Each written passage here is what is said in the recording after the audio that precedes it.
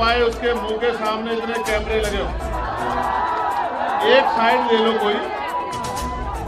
या तो बिहार में पत्रकार ज्यादा है या फिर बिहार के हर नौजवान ने पत्रकार बनने की ठान लिया है।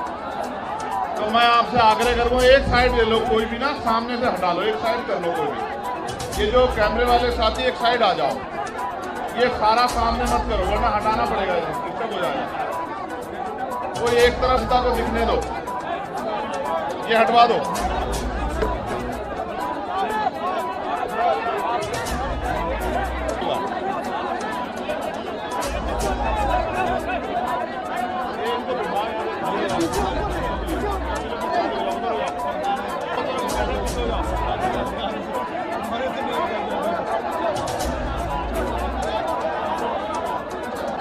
आप सबको बिहार के राजधानी पटना पहुंचने पर आपका बहुत बहुत स्वागत और अभिनंदन करता हूं। सम्मानित साथियों,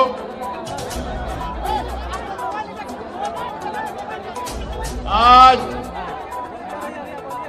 भीम आर्मी आजाद समाज पार्टी के नेतृत्व में समाधान रैली के अवसर पर मुझे आपके बीच आने का मौका मिला है।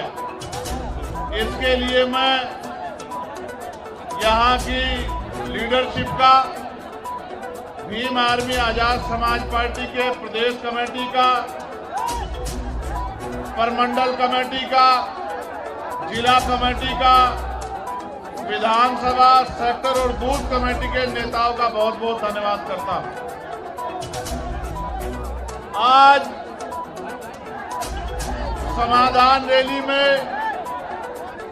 अपनी बात को रखते हुए मैं सबसे पहले सभी धर्मों में जन्मे सभी संतों, गुरुओं और महान पुरुषों को नमन करता हूं। उनमें भी करुणा के सागर तथागत गौतम बुद्ध, संत शिरोमणि सद्गुरु रविदास जी महाराज, भगवान वाल्मीकि महाराज, गुरु नानक देव और संत कबीर जी को नमन करता हूं। साथ साथ राष्ट्रपिता ज्योतिबा फूले, छत्रपति साहू जी महाराज,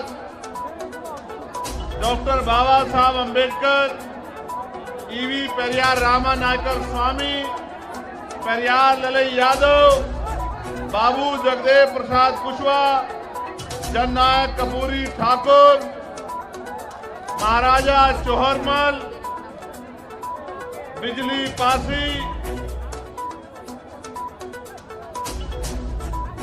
अर्जक संघ के संस्थापक सदस्यों में रहे चौधरी महाराज सिंह भारती, महामना रामस्वरूप वर्मा, मान्यवर दीना भाना वाल्मीकि और मेरे गुरु मान्यवर साहब काशीराम जी को नमन करता हूं।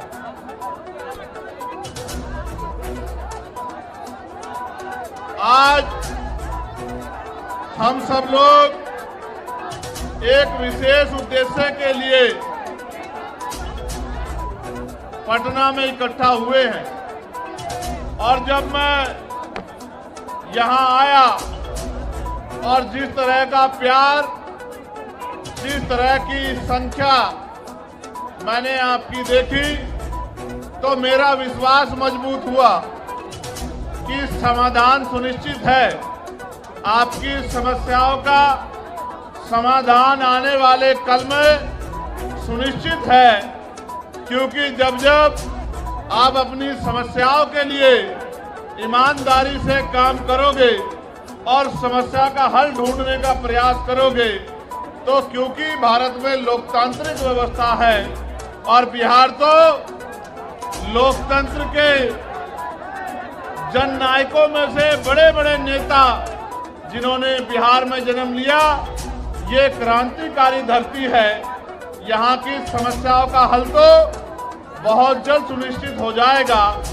आज आपका जुटा ये जनसमूह इस बात की गवाही दे रहा है कि आने वाला कल कमजोरों का, गरीबों का, दलितों का, पिछड़ों का, आदिवासियों का, मुसलमानों का, अन्य धार्मिक अल्पसंख्यकों का और हर जातियों के गरीब लोगों का है।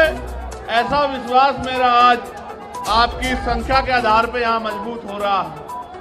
साथियों, मैंने बहुत सारी समस्या आपकी सुनी, वक्ताओं के माध्यम से मंच पे मैंने बहुत सारी समस्याओं को जाना और एक बहुत बड़ी संख्या यहाँ माताओं बहनों की भी है जो बड़े लंबे समय से जिम्मेदारी से इस मंच की तरफ देख रही है। बहुत बड़ी संख्या में नौजवान और जिम्मेदार लोग भी पहुंचे हैं। हालांकि आप भी जानते हैं कि पहले ये रैली 1 तारीख को होनी थी, लेकिन प्रशासन और सरकार द्वारा परमिशन नहीं दी गई और 1 तारीख के कार्यक्रम को आगे बढ़ा के 8 तारीख को करना पड़ा। शायद सरकार की ये मंशा रही होगी कि जब 1 तारीख को कार्यक्रम नहीं होगा तो 8 तारीख का कार्यक्रम फेल हो जाएगा। लेकिन मैं ये समझता हूँ कि वो आपकी शक्ति से अनभिज्ञ है, उनको आपके संघर्ष की जानकारी नहीं है, इसलिए उनको ऐसा लगा कि अगर 1 की जगह कार्यक्रम किसी अन्य तिथि में होगा तो कार्यक्रम सफल नहीं होगा। मैं मुख्यमंत्री जी को ये कहना चाहता हूँ कि ये तो मात्र टेलर है, पिक्चर तो आने वाले समय में हम लोग आपको दिखाएंगे।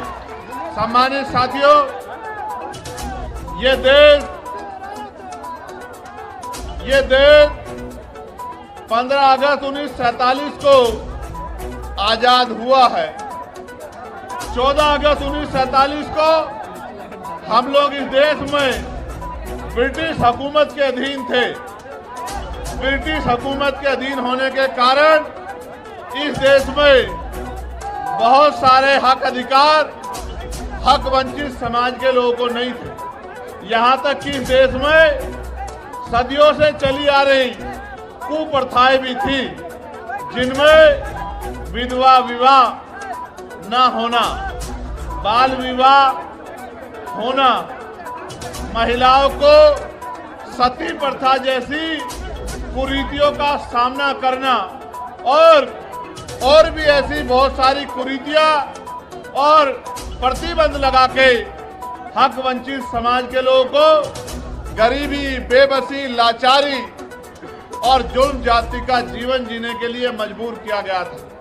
ये बात मैंने आपको इसलिए बताई कि आज भी आपकी समस्याओं में ये समस्याएं प्रमुख हैं कि रोटी, कपड़ा, मकान जो बुनियादी जरूरत है, खाने के लिए रोटी, पहनने के लिए कपड़ा, सर ढकने के लिए छत, पीने के लिए साफ पानी और आत्म सम्मान का जीवन, ये बुनियादी जरूरतें हैं। 75 साल की आजादी के बाद भी आज तक सरकारें अंतिम व्यक्ति को रोटी, कपड़ा, मकान, अच्छे कपड़े और पीने के लिए पानी की व्यवस्था कराने में कामयाब नहीं हो पाई। ये इस लोकतंत्र का सबसे बड़ा फेलियर है। जो काम आजादी के 10 सालों के अंदर हो जाना चाहिए था, वो काम आजादी के 75 सालों के बाद भी नहीं हुआ है। इसका उदाहरण ये है कि देश के प्रधानमंत्री कहते हैं कि हम 80 करोड़ लोगों को मुफ्त में राशन देते हैं। अगर इस देश में लोगों की जेब में पैसा होता, वो गरीबी के जीवन से निकल पाते, तो 80 करोड़ लोगों को मुफ्त में राशन नहीं देना पड़ता। क्योंकि भारत का खून स्वाभिमानी खून है। ये हाथ फैलाने में नहीं, मजबूती